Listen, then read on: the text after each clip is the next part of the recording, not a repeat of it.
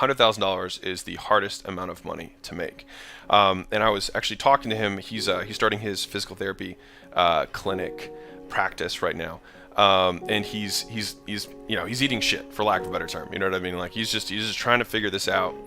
And the thing is that $100,000 is the hardest amount of money to make for a variety of reasons. And that's not me. I'm not the first person to say that. Charlie Munger said, who's Warren Buffett's business partner, said the first 100 grand's a bitch. He even says that. It's a quote. You can look it up. But anyways, there's a bunch of reasons why. And so I wanted to kind of walk through it. The first is the biggest one, which is that when you set the goal at $100,000, you only think of $100,000 opportunities, right? And what I mean by that is, you're not like, if I were to say, hey, you need to make $10 million, you can't 100 grand your way times 100 to get there, right? You have to think of a different way of operating, of doing business in order to make $10 million, right? Because at that point, you can't sell your time. Like, it's not going to work, right? You have to do something else.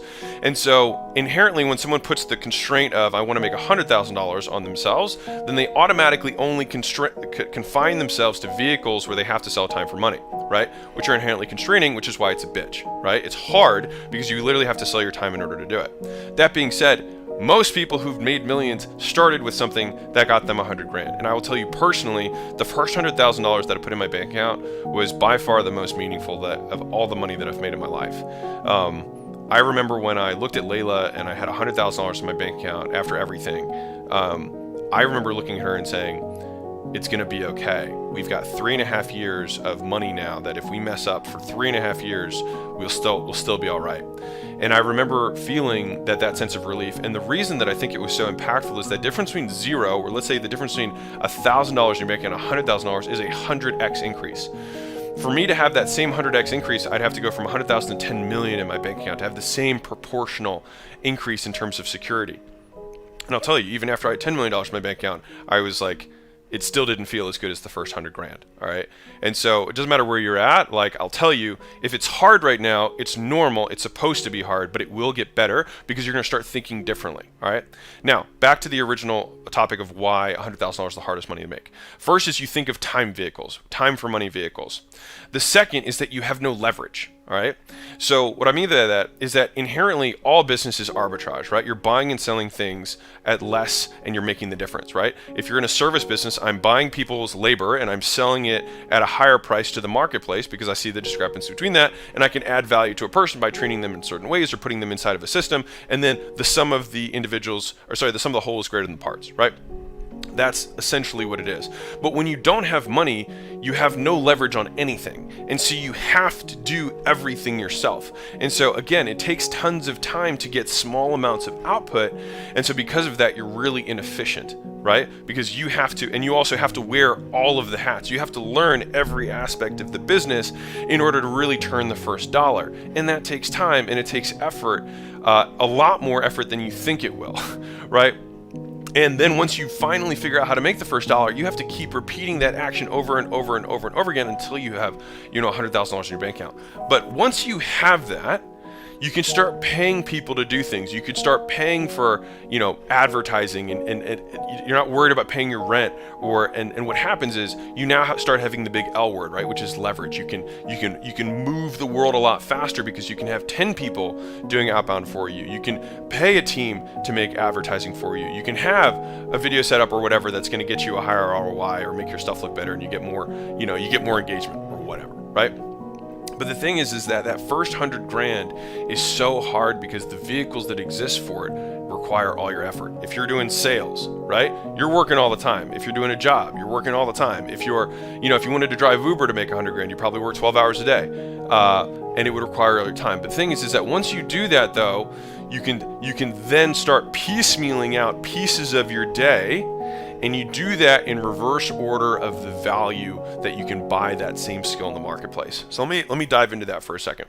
So let's say that in your business, you might be doing 15 different things, but you might find out that the administrative work of scheduling and answering the phone might be the least valuable. It may be, it may not be, whatever, but let's just say it is. And let's say that the marketplace, you can buy that skill for $10 an hour. And so what that means is you can get, let's say, 4 hours of your day back for $10 an hour.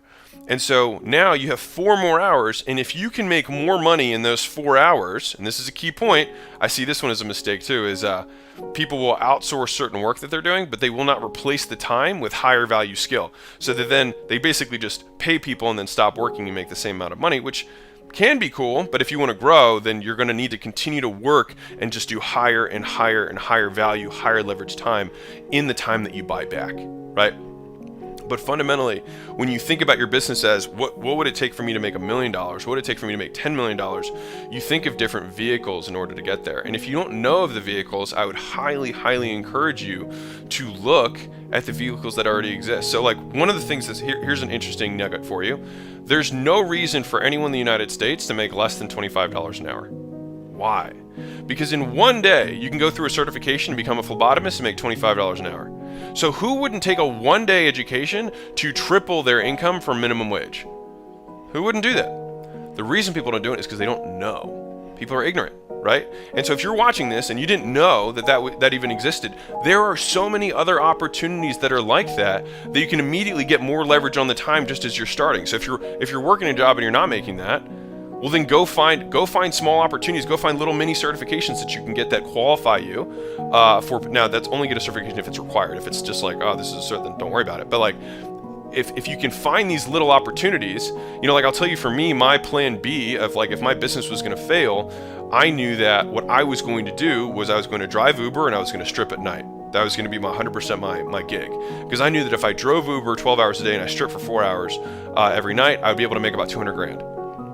And I knew that even if I started at zero, I could do that again and try and get another do-over, right? And the thing is that as your skill set increases, right, the base level of your building, as I like to consider it, like this is your building of skills, the base level, your basement continues to rise, right? And so the level that you can fall down to continues to be higher and higher, right? And so once I learned how to sell, I knew that I would never really make less than $250,000 a year, because I knew I could always go to a car dealership and sell cars. No matter what, I could go sell cars and make $200,000, $300,000, $400,000 a year.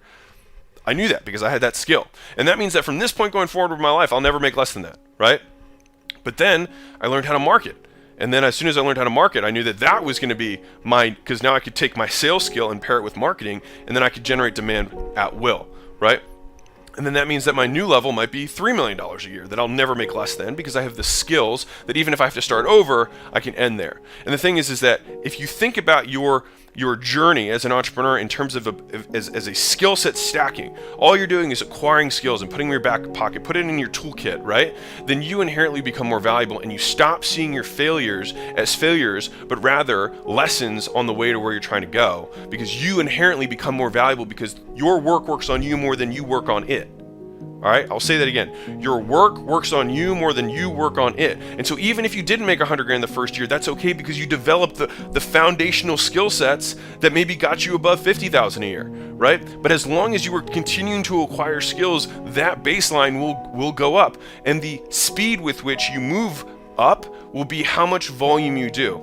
So volume of work for a specific skill with deliberate effort will improve your skill set. Now, you can do it faster or slower depending on how quickly you learn the skill, but you still have to learn it, and there's usually a certain amount of volume that has to happen, which means that there's some amount of time. But then how do some people acquire skills faster than others? Some people are more deliberate with their practice. Some people get mentors and experts that feed into them. Every valuable skill that I've acquired in my life, I've paid someone to acquire so I can get it faster. All right. And so if you're like, well, I don't have money, then do the high value, do the leverage, do the shitty work now, do the first $100,000 that's a bitch. Do that work now. You have to trade some of your life for money, and that's okay, which is why I have a saying, which is you can't be busy and broke, right? You can't be both. If you're busy, you should be making money, right? And if you're broke, you're not busy, which means you've got time. So you can always trade back and forth time for money, right? If you have more money, then but you're busy all the time, then you can trade some of that money back to buy some time back, right? But you can't be busy and broke. All right, so think about that. And if you feel like you are busy and broke, I guarantee you're wasting a lot of your time. So anyways, to bring this full circle, $100,000 is by far one of the hardest amounts of money to make, because we think about it only in time vehicles. And for many of us, it's the first thing you have to do. So just bite the bullet, go do it. And then after that, you can start leveling up your skill set, you can pay for skills, you can pay for things to happen faster for you. You can pay for other people to do some of the lower value work that you're doing because they're earlier on in their journey. So you can buy their time that's less valuable than yours, and you continue to work up and build the foundation of that building that eventually becomes a skyscraper of your skills. And then you'll have the perspective to identify the 10 million, the 100 million, the $1 billion opportunities and go all in on them, because at this point you'll have the skill set to make it happen.